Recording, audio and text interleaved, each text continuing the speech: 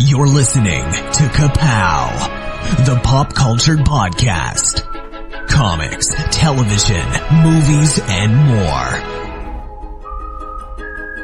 If it impacts fan culture, we have something to say about it. And now, your hosts, Jordan, Cliff, and Seth.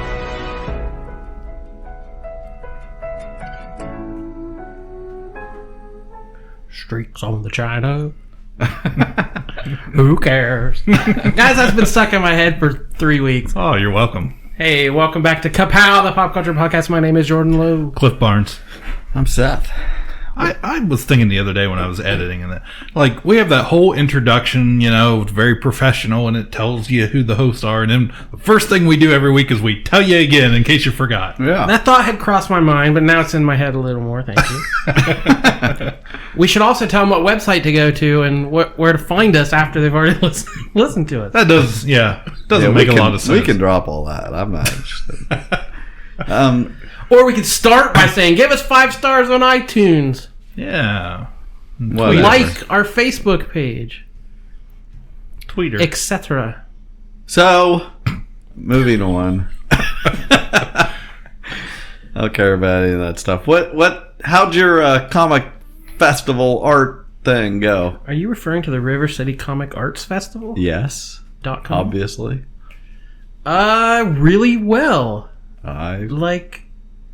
Surprisingly, really well. Like, it could have totally Exactly. been terrible.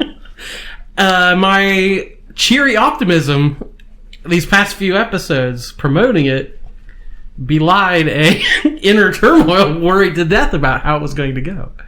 But it was great. We had about 500 people, 540, 550 close. Oh, maybe not quite 550. Who's counting? Yeah, we had Justin Lowe. He was counting. He was hash marks in the notebook.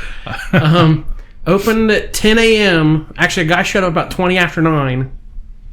We're like, they're not ready yet, so just hang on. So he sat there. At 10 a.m., there were 7 people staying ready to go. I want to know more about this guy. He was, I'm not sure how long he stuck around, but at least 40 minutes.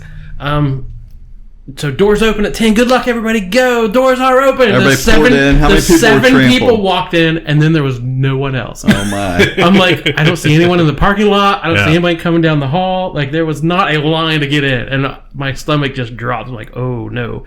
And then, couple people. And it literally, till 4:30. It was steady. It was steady. There wasn't a 10-minute stretch that somebody didn't come through. It was never a huge crush of people, but it was amazing. And I said, if you go into a comic convention, there are some where people ignore Artist Alley altogether, and there's some where people kind of, interact with folks and talk to the indie artists. And that's what this was. People were interested. People were buying stuff.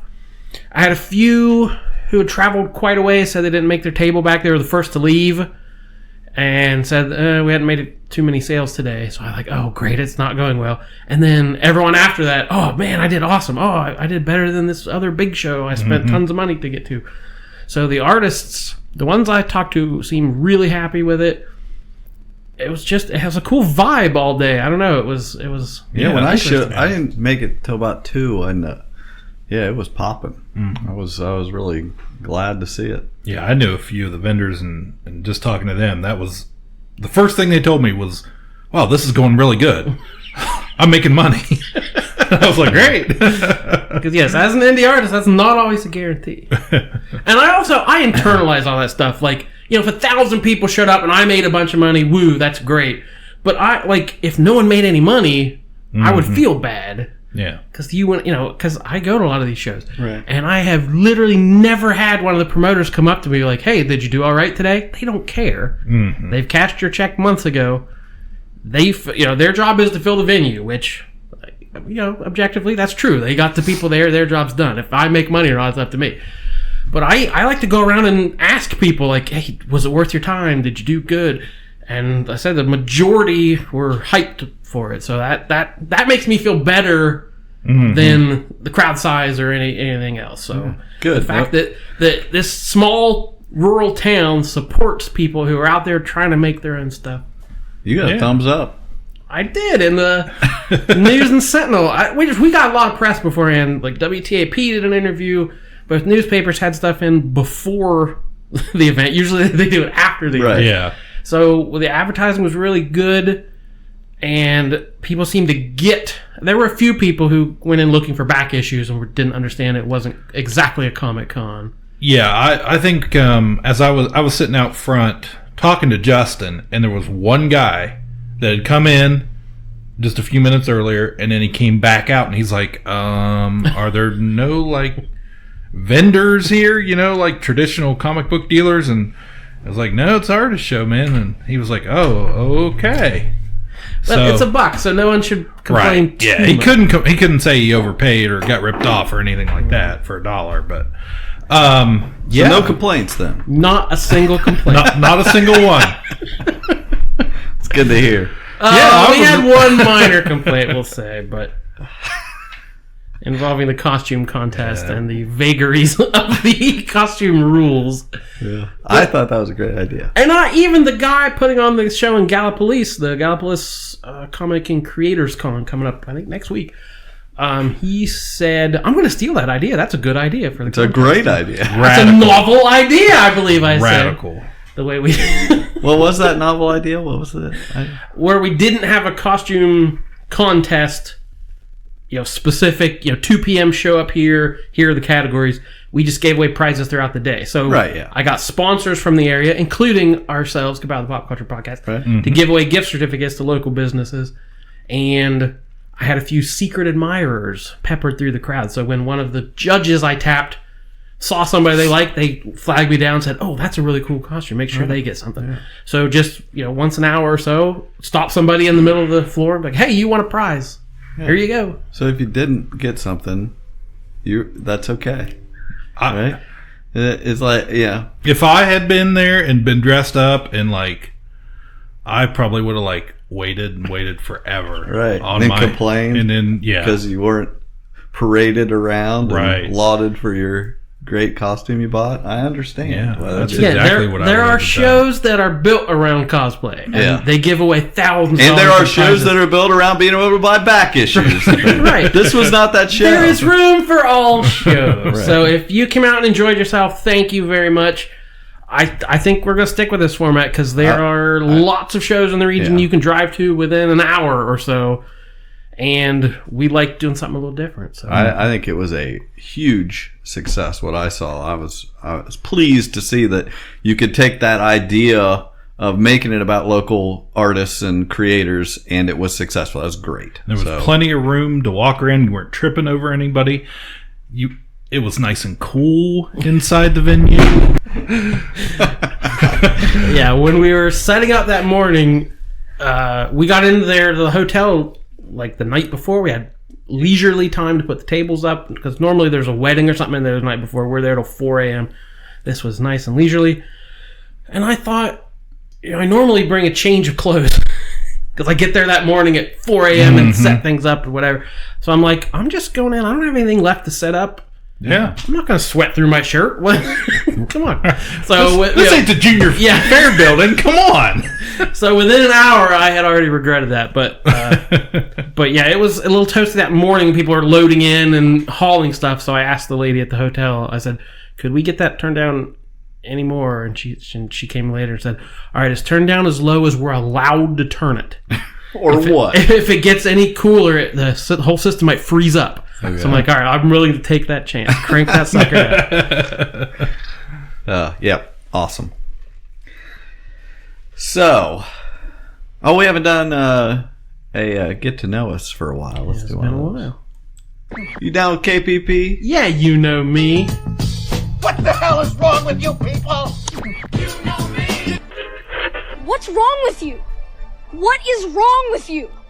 You know me.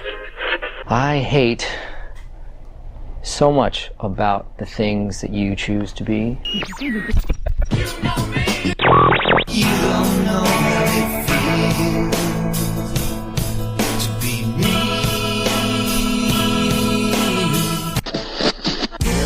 You don't know me by now. Why are you the way that you are?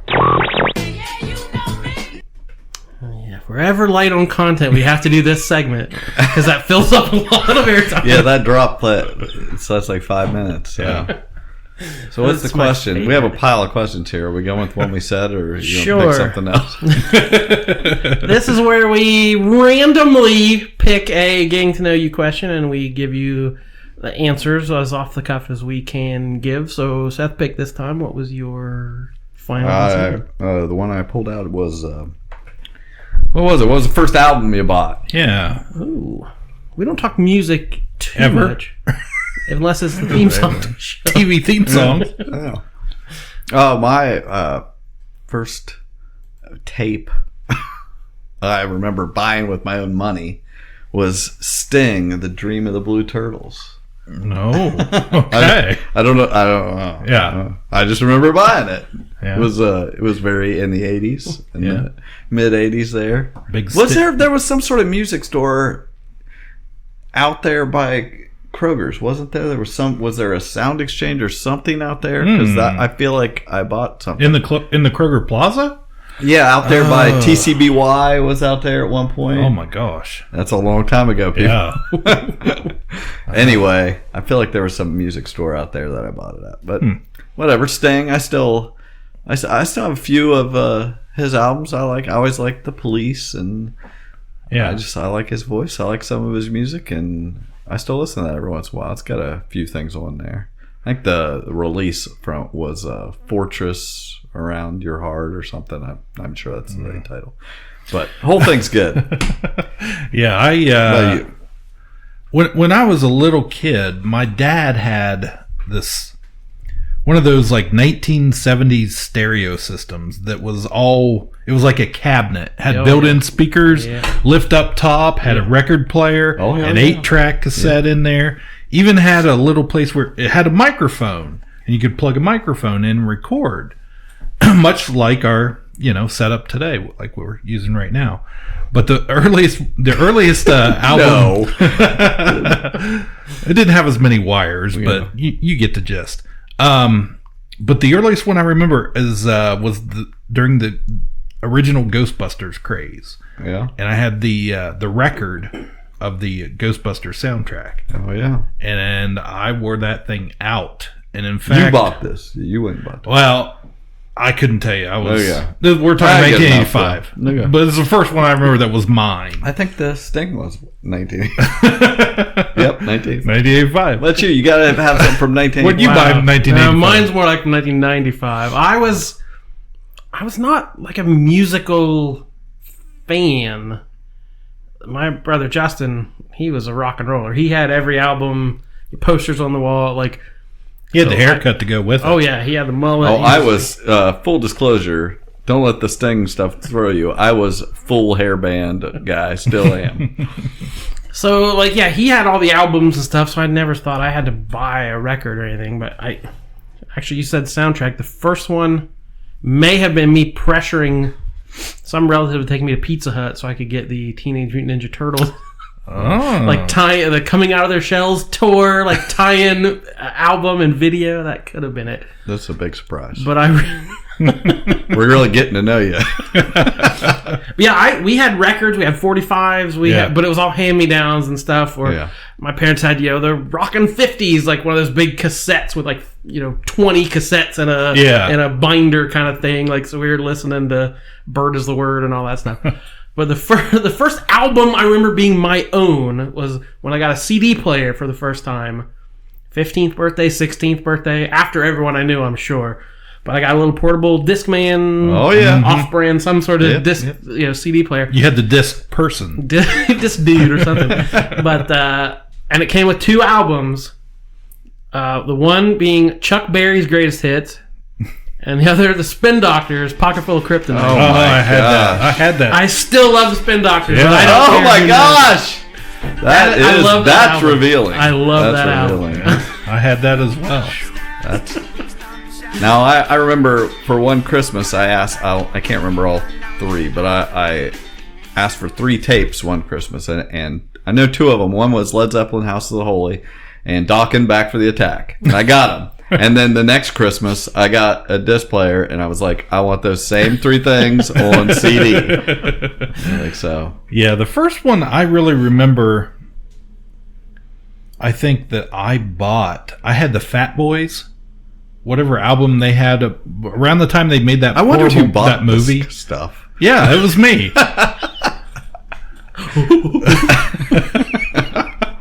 But I had that. But yeah, the first one I remember was definitely Ghostbusters. I remember because my mom, we had my dad's stereo system that honestly he just got rid of a few years ago. But anyways, she had a 8-track recording of me from when I was like, I don't know, 5 years old back then, and it was me playing the Ghostbusters theme from that record and singing into that microphone. So I don't know whatever happened to that thing, but it's out there somewhere. We need that on the podcast. Oh, yeah, that's enough about us.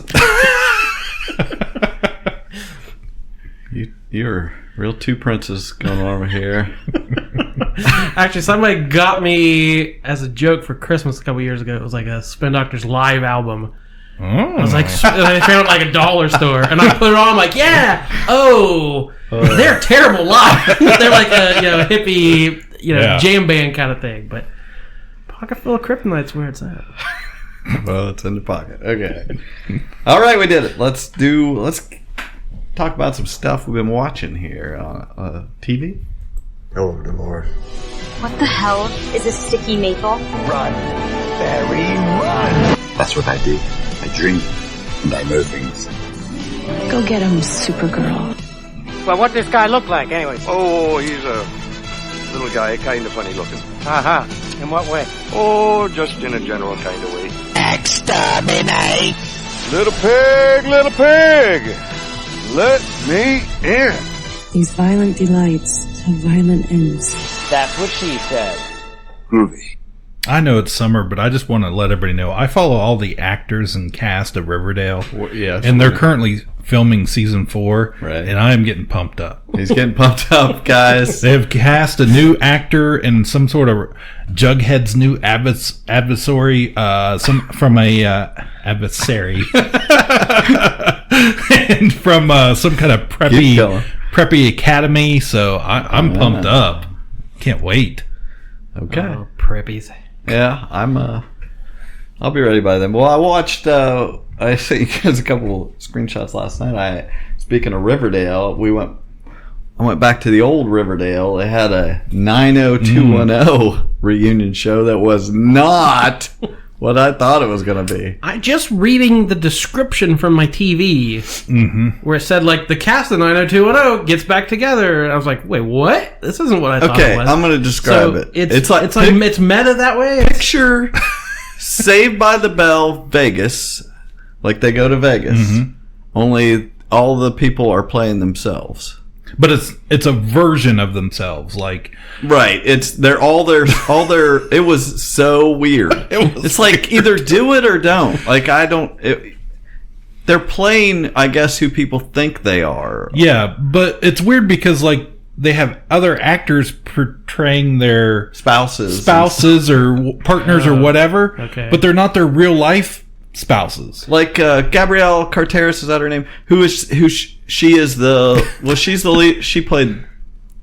I don't even know what her name was on the show. She was the Andrea. One, yeah, she was one who was way older than everybody else. She had the hots for Brandon, and she is the leader. I mean, the president of the Screen Actors Guild, and that's who she is in the show.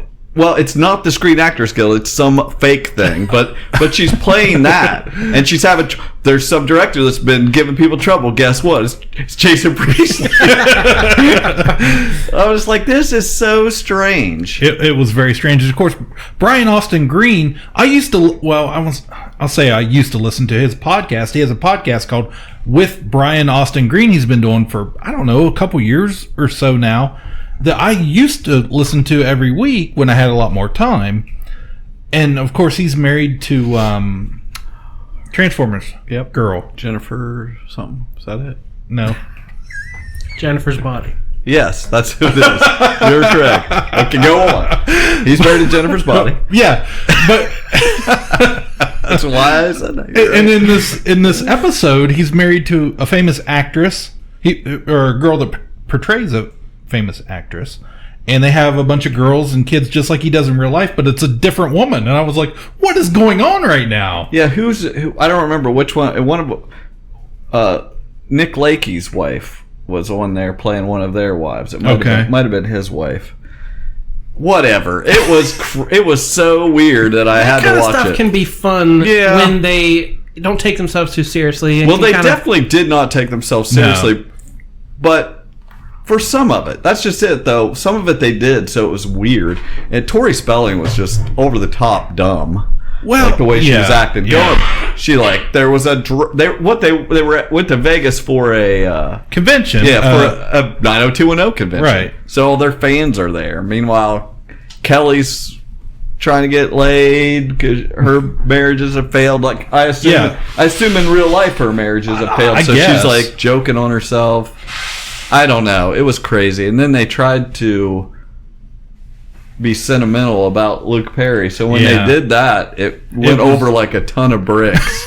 It was weird as heck. Yeah, and of course I was expecting Brenda, Brenda character to be a bigger part of the show, and they just they put her up on a screen for a few minutes. I think the next episode you're gonna get a bunch of her or whatever. Yeah. But anyway, it was so there was nobody strange. Noticeably absent, like all the main characters. It was the original characters. It wasn't the later seasons. It didn't have Tiffany Yeah. But yeah, I mean they were all there, but it was strange. I'm definitely going to watch another episode just because I have to see if this nonsense continues or what. Well, that's what was strange about it was all the silliness, and then like you said, Brian Austin Green is like got serious stuff going on. I'm like, I will say this, and we made fun of Ian Ziering back in the day for looking like he was 40 compared to these kids. He still looks 40 and they all look 80.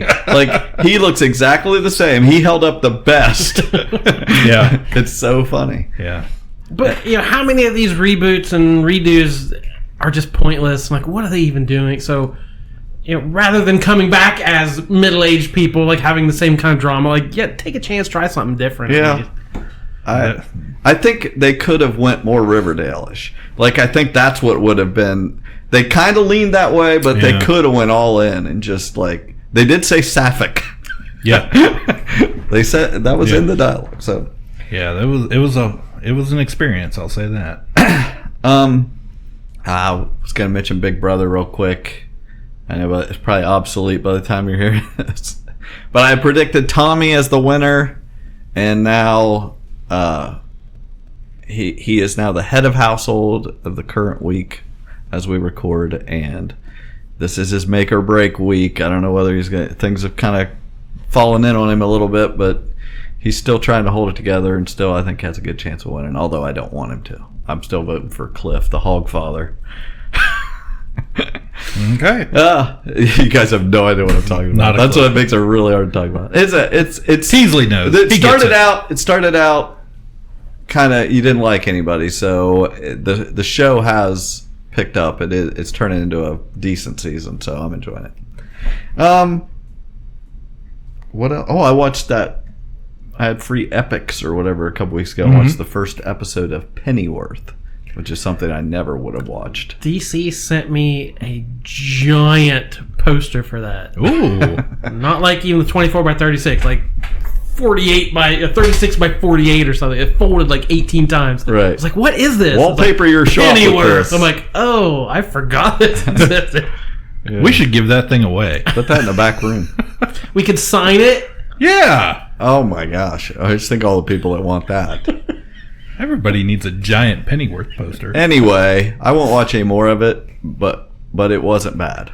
So, was there a reason that it even existed? Was it different in any way than Gotham or any of this other stuff? I didn't watch Gotham. So I don't know. It's just like it's just what you think it would be him back when he was young and showing how he was doing cool spy stuff. It's very learning how to dust furniture. It's very Agent Carter. Oh, okay. You know what I mean? But it's a little more serious, I guess. I don't know, but his parents are maid and butler, but it kind of portrays them. They're not just that. They're they can be cool too. Streaks on the china. Yeah, exactly. See, I wish I would have watched Mr. Belvedere instead. Yeah, I want to watch some Mr. Belvedere. Yeah, forget Pennyworth. Yeah. Go watch Belvedere. Watch Belvedere. A prequel origin story. Yeah. I'm trying to transition. Speaking of Agent Carter, she's going to be on the final season of Agents of S.H.I.E.L.D. Yeah, they just finished up their latest season. Okay. I have all of them saved on my DVR, and I will get to them at some point. So can't wait to hear that report. I'm looking forward. I'm going to. I already got tricked into watching an episode last year. I'm not falling for that again. Never Agent again. Carter, you got to watch that. I was never a fan. You didn't like Agent? I really enjoyed Agent Carter. That was a good show. I won't say I watched. My wife has been watching, and I have been watching also a show called Younger on TV Land. With question mark? Sure. I don't know. He's a younger? How is it that the older and more experienced you are, the less desirable you become? You are way too young for me. Whoa, 26, dude. I mean, we gotta be the same age, give or take. Oh, he thought I was in my 20s. What? Yes. What are they putting the drinks in that place, and how do we get it into the water supply? People believe what you tell them. They believe the Real Housewives are real. They think that coconut wood is gonna shrink their ass. No one wants to hire a 40-year-old has-been. Tell him he's 26. I'm gonna need some highlights. What would you say makes you special? I'm a grown-up. I don't think I'm special. I'm Kelsey Peters. I'm an editor here, and basically I was you 2 years ago. If you say so. Are you two still busy braiding friendship bracelets, or are you ready to come back to work? She lies about her age. How pathetic is that? It's totes pathetic. Hashtag pathetic. So far we've just started season 4 on TV Land. It's on TV Land. We've been watching it through Hulu. And this is quite a route. This is my wife's new show. Okay. So I've watched completely 1 through 3. It's pretty good. It's a Darren Star show. I looked it up based on a 2005 novel by Pamela Redmond Satran, whoever that is. Question mark. But it's an older show. It premiered in like 2015. Yeah, it's been on a long time. I watched the Teachers on that network. Okay. A sitcom about young teachers and the ridiculous stuff they have to go through, and it was on like right after it. And they previewed the crap out of the show. This was the show. TV Land was like, yeah, TV Land is young and hip. Come what watch is it, it please. about? It stars Sutton Foster. No, what's it about? It's about a 40-year-old divorcee who has to go back into, after a divorce, she has to go find a new life. She has to get a job in the big city. And the only way she can do that is to pretend she's a 26-year-old, not far out of college, who's young, hip millennial. And she's working in book publishing with all these young, hip people. It also has the biggest name in it was it's like when Chandler got into advertising, something like that. But the biggest names in it were Hillary Duff and Debbie. A real one will know. Debbie Mazar. I knew her face, but I never knew her name.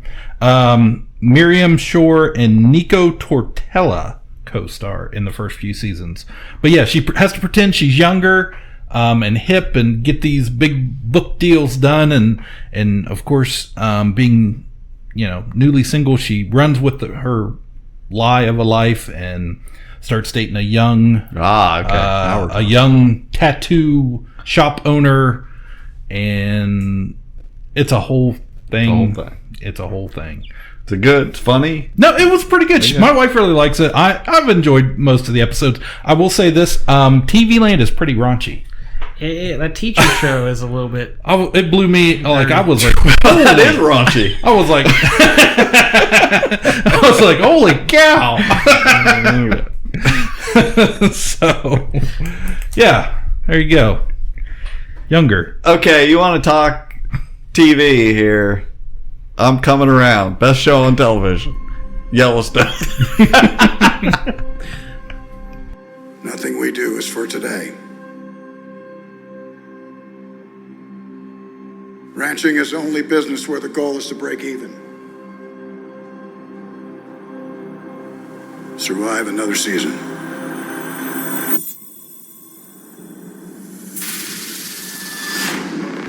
Did you watch this week? That Jordan? was a heck of an episode. Nick was sitting there and I'm watching it. I was like, Nick, you're not gonna believe this show. Like I started it.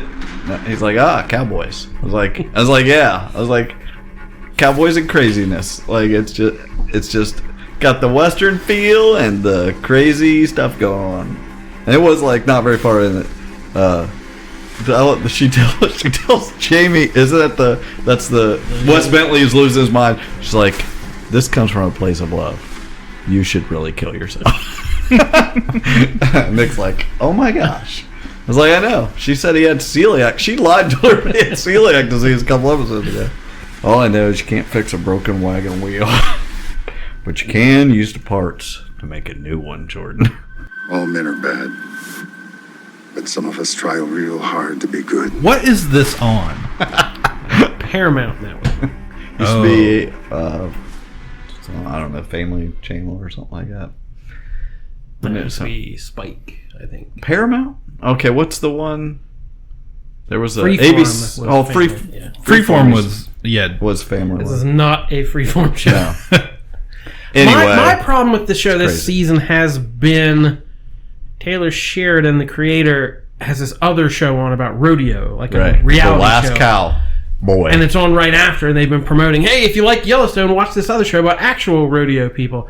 And so there's been 17 subplots this year about rodeo and learning to ride. And it's like, it seems like the show has become an ad for this other show. It's like, I'm not watching your other show, Paramount, stop it. But the end of this last episode, like, cranked it up, and it was awesome. So, I don't remember what happened. What was it?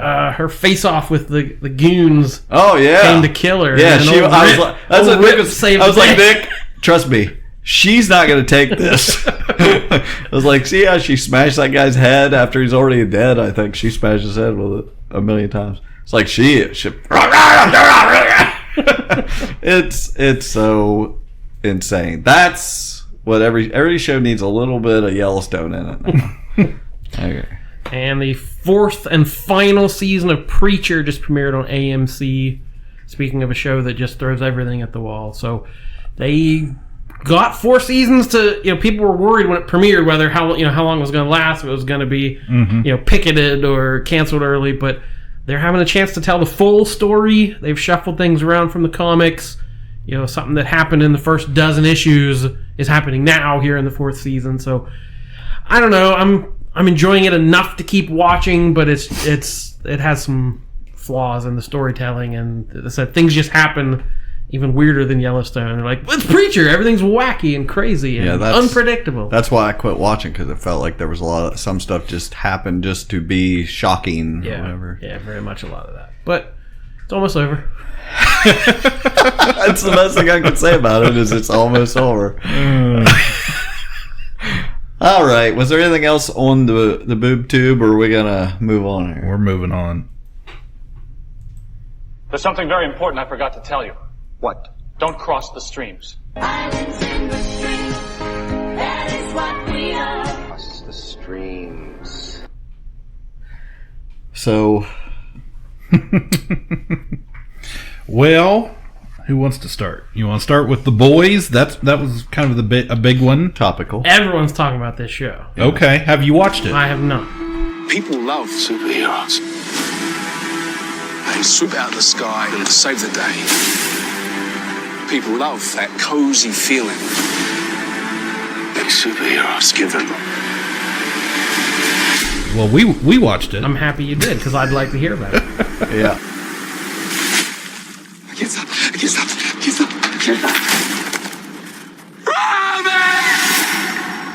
My deepest condolences to Robin's family. She just stepped in the middle of the street. I couldn't. She was a half step off the curb. Now, come on, Huey. Just don't get upset. Soups lose hundreds of people each year. It's a collateral damage.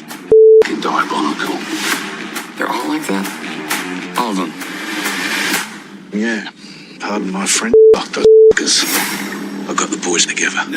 Join us. To do what? Spank the bastards.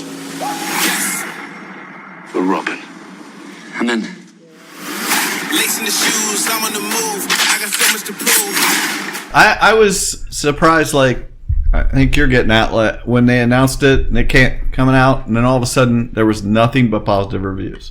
I was like, what is happening? And a show similar, like, to Preacher, where I thought, how do you make this a show? Mm-hmm. Like, it on the printed page, it's like, go out as far as you can go, as hard R as you can go, as raunchy as you can go. It's like, what, push every boundary. Put this on TV land? And it's like, this is not a TV land show. So I read the book. I didn't love it. It always had something interesting to say about superheroes. So the fact that the show works doesn't surprise me, really, especially as inundated as culture is right now with superhero stuff. Having something new to say about superheroes is probably an important thing. So yeah, tell me why I need to watch this. Well, I did not read these books. And in fact, as I was watching the show, I thought, I'm pretty sure Michael has read these books. I've read at least the first arc, maybe a couple arcs. Okay. I think I had borrowed them from him years ago. And I liked, it was shocking and stuff, so I liked the idea of, like, corrupt superheroes, and just seeing behind the scenes, what's going on. But so what we have, at least in the show, is it's basically the Justice League. Oh, yes. They're very thinly... Absolutely. Yeah, all the way, but they're like nasty Justice League. Yeah. But in public, they're beloved figures, right? It's just they're not like evil. It's not the Injustice League, but they're just flawed, terrible humans, right? Yeah, just horrible people, owned by a corporation. And run by Elizabeth Shue. Yeah, and she's very good. I liked her. They were all good in it. Carl Urban was great. Yeah. Butcher. And that guy, Anthony Starr, that plays Homelander, was great. Yeah. He did a really good... They were, again, though, it's not... I've heard people saying he stood out, but I think they're all really good. The girl, Erin Moriarty, Starlight, and... Who was the guy that played Huey? Like, I liked him. That is Meg Ryan and Dennis Quaid's son. Really? Yeah. Oh. Jack Quaid. Okay. And I was like, as soon as I read that, I was like, oh my gosh, yeah, I could see both of them in him. And the guy that played Jesse T. Usher, A-Train, he was great. I like that, The Deep. Yeah. He was just exactly what he should be. Like, he's the water hero or whatever. The Aquaman. Yeah, he's the Aquaman, and he's just like, great. I'm getting sent on another water mission, and he's just looks the part. They all do a really good job. It's well made. Yeah, it's very well made, and I think this is probably the first thing I've ever watched on the first series I've ever watched on Amazon Prime that I was like, this is really good. I watched it in 2 days. I really enjoyed it. Couldn't wait to see what was going to happen next because I hadn't read the books. Yeah, just saw the headline today that it's like one of the most watched shows in 2 weeks. Yeah. It's already surpassed numbers from some of the other shows. Yeah, it's Amazon's most binged show so far. I will say they did not. Binge Racer, go. For you having not read the books, I'll just tell you, they, as much as they did shocking things, they didn't go as far as the comics. Like, it's much. I think they went far enough to get the point across. I'll agree with that. They didn't need to go as far. I don't think the boys comic needed to go as far as it did. I don't need to revel in misery and debauchery and stuff. That is a criticism I have of that comic, is that it's too much, and this I think they fixed that with this. Again, I thought the biggest thing this has going for it is the cast. Yeah. They were all really good. All really good. So just a real, without getting spoilery because it's pretty new. There's a Huey is just a regular guy who finds himself. There's an accident with someone close to him, and caused by one of these heroes, and it's very. Of course, the lawyers show up, and they're like, "Well, here's $45,000. Just sign this off and shut your mouth." And he's like, "No, I don't care about your money. I want something done about this." Now, I don't know if you did the when the comic was drawn, and that character was drawn to look like Simon Pegg. So I'd read something about that. And in the show, Simon Pegg plays his father. Right. So so that kind of sparks it, and then he meets this Billy Butcher character, who we don't know why, but he's out to get. What's the group? The Seven. They're called, instead of the Justice League, they're just called the Seven, and he wants to take them down. So the story basically is it's them attempting to take down this big corporate hero faction that has endless funds and endless fans. Everybody thinks they're great, and how they're going to do that. I'm sure there's a lot to say about Hollywood covering things up, politics, the way people act behind the scenes, and the Me Too movement, and superhero worship, and celebrity, and money and power. There's a nice stew of things to talk about in the superhero genre. Yeah, I wish you need to watch that. And watch that, Jordan. I think you would like it. And I guess they're doing season 2. I have to imagine how. Yeah, how could they pass it up? It's got a 90% or something. It's very well liked. I will say, I'm not going to go overboard. I want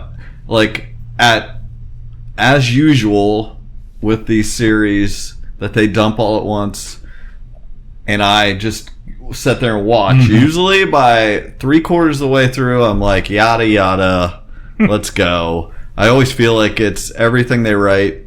They have a couple episodes too long to tell that story, but at least it was only 8 instead of 13 or whatever. Yeah, it was like Netflix does. So. It wasn't hard to get through, and it was funny when I was first watching it. One of the heroes is called the Black Noir, but he looks like Snake Eyes in G.I. Joe season 1. I was like, "Hey, Snake Eyes!" Yeah, he doesn't talk or anything. Dressed like Snake Eyes. It was. He plays the hell of a piano. That's right. Now I just like saying something like that. Total, no explanation. All right. Anyway, it was good. Yeah. So watch The Boys on Amazon Prime, Jordan.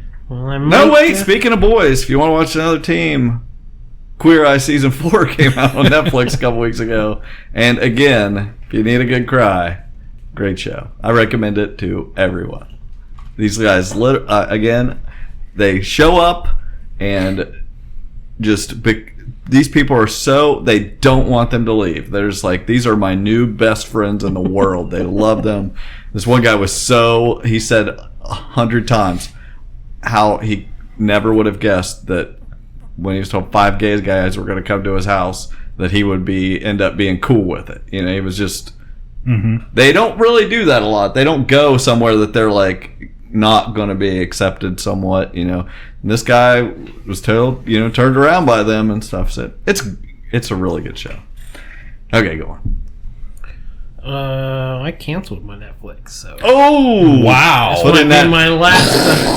might be my last foray into helping you out with the streaming. Hey, we are at that point. That's worth noting that a couple years ago, nobody would even fathom you canceling Netflix. Because what they announced this week, the bundle deal, which we had been rumored, but we have a confirmation.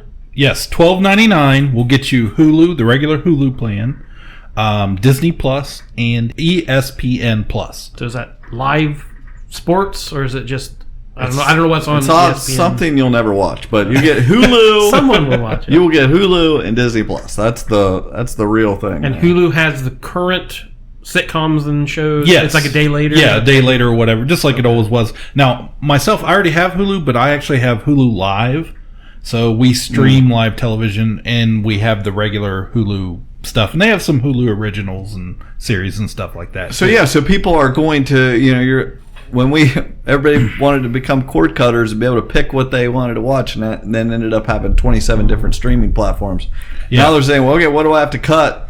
Nobody, people wouldn't have said I'm going to cut Netflix, but it's happening. I looked at it, and because I got Netflix free for a year, signing up for the cable plan I got, and then I just was paying for it for a few months, and I was like, well, I'll stick around and watch this series. Like, Stranger Things coming out, I'll at least keep it through July.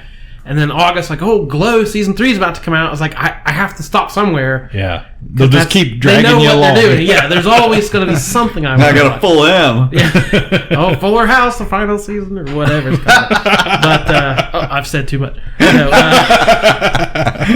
So when I was getting it free, a week would go by, I'd never even turn it on, and it's like, they're billing me. Crap, I better get my money's worth. So I was watching a ton of stuff. I got through the entire run of Monty Python, all 4 seasons of that.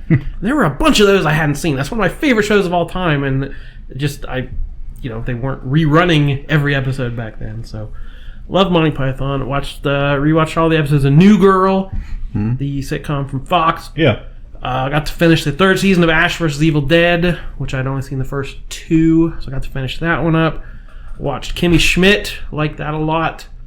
Yeah, that's a good one. I never watched it, but no, my daughter loved that show. Yeah, it's very. It's Tina Fey, Robert Carlock, I think, name of the 30 Rock creator. So it has a very 30 Rock vibe. It's very silly. Yeah. The jokes are absurd, but it's worth it just to watch Titus. Oh, Titus is very good. The first season, he was a little bit like, just kind of a gay stereotype best friend thing. But they gave him more depth and more stuff to do. Yeah. But some of my biggest laughs on there. The only thing I know about the show is it had a great idea for a theme song. And maybe on the bracket. That is the only show on Netflix I've never skipped the theme song to. I always listen to the theme song. I'm sure you know what it is a reference to. Oh, yes. Yeah, yes. I love that. Yeah, I love it. Anyway. So, we'll discuss that later. Later tonight.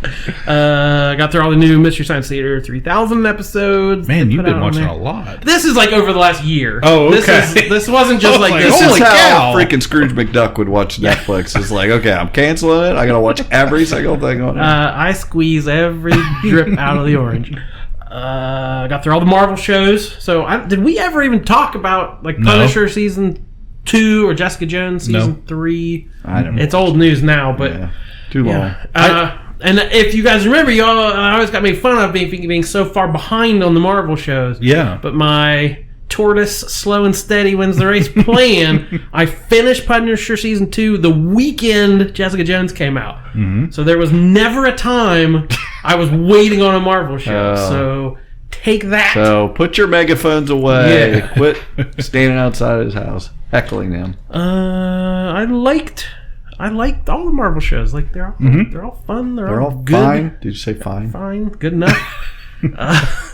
Probably will never have anything else. Will never tie into. Yeah. I don't see Disney Plus rebooting them. I don't see. I think they're just done. It's a point in history, and they're done. So enjoy them for what they are. Yeah, good stuff.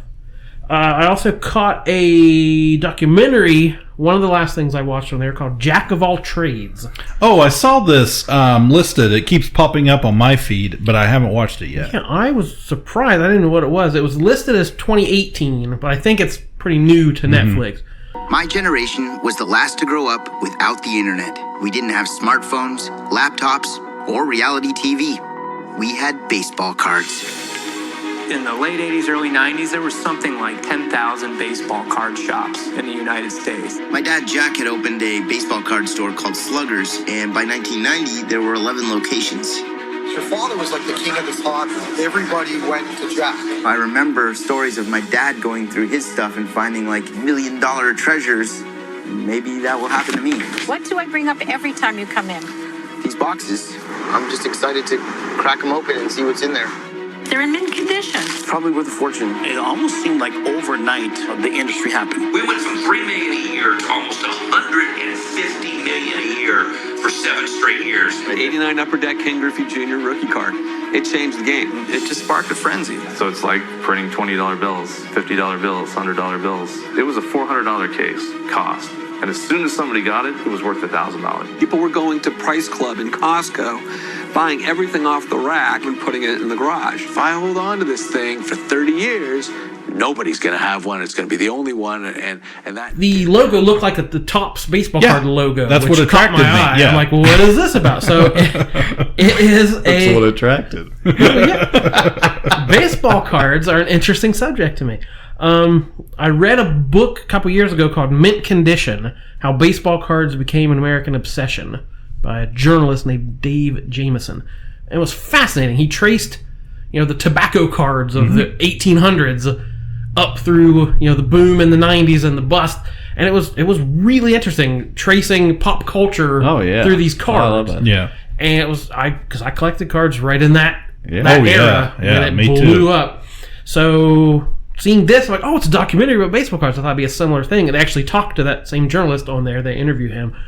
But it is Stuart Stone, who he was a child actor. His biggest role was Donnie Darko. He was one of Donnie's classmates in Donnie Darko.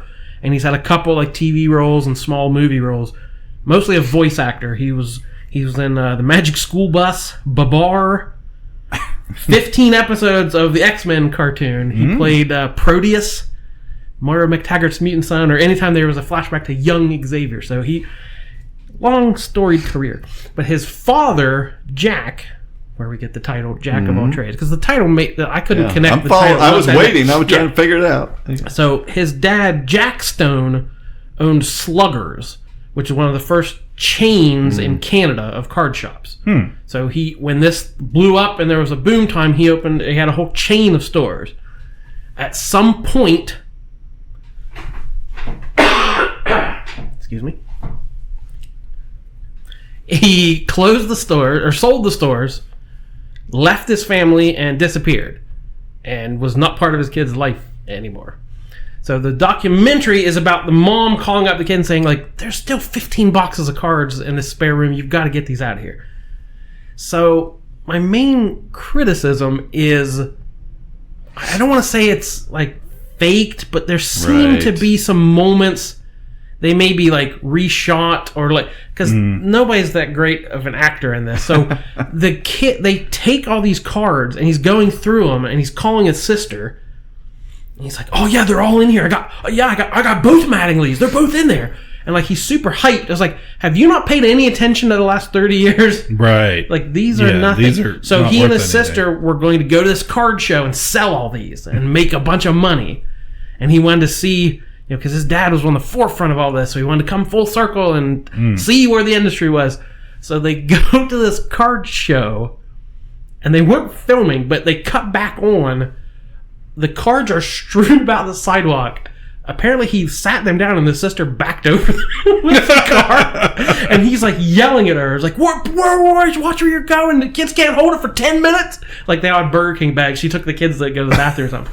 So the box is smashed. So he's carrying all these card sets. What the heck? And he's just trying to carry them all in his arms. So he walks into this card show and it's what you'd expect. It's 15 card tables and a bunch of old guys thumbing through stuff. And it made me laugh. He's like, this reminds me of The Wrestler.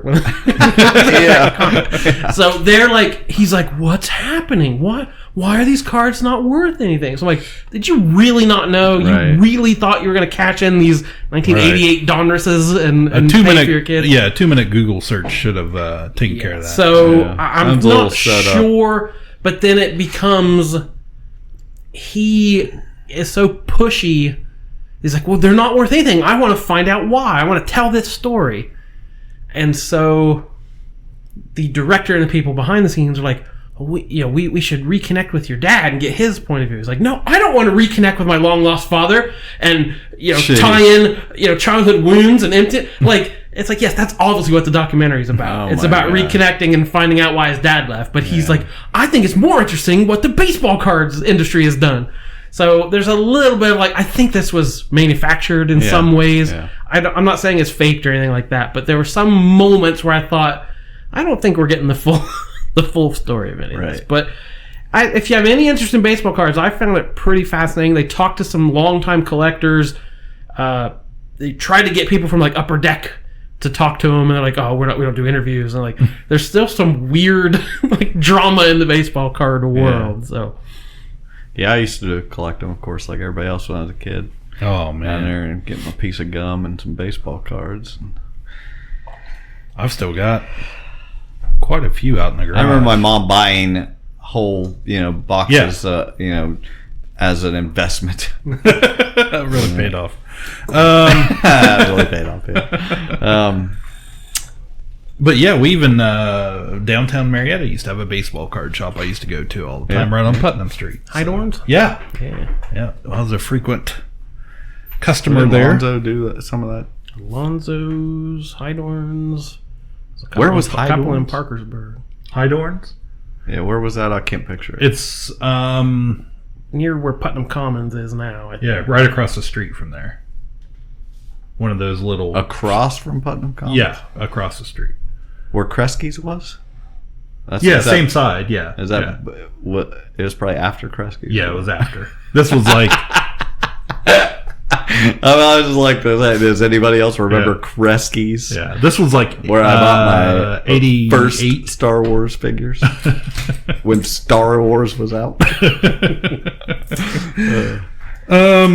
Well, the last thing I have, we got to mention Working Mom season 2 hitting that. I don't know that I'm such a good mom. What is a good mom? Well, I'm not dumping your issues on them to start, or dumping them in the trash, the babies. Not shaking them, keeping them out of pools and fountains and lakes.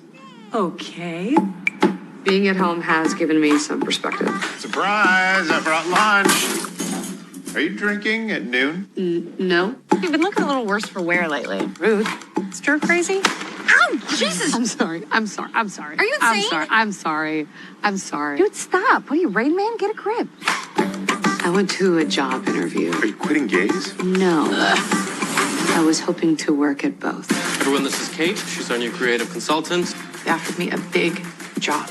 What? To be like in charge of the people. Frankie, I know you've been sleeping with patients. Right. I just recently started seeing this girl. So do I need permission to touch her? Yes. Kiss her?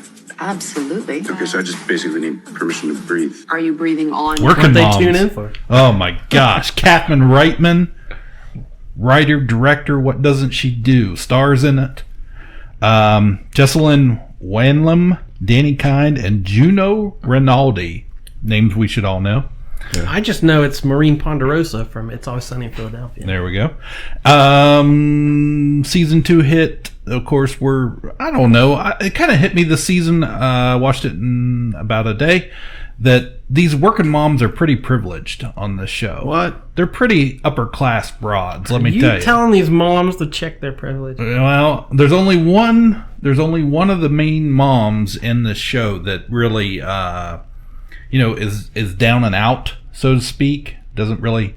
She breaks up with her partner, and they have a small baby, of course, and better than a big baby. Yeah, just a small one. And she finds herself with no job, no place to live, that type of thing.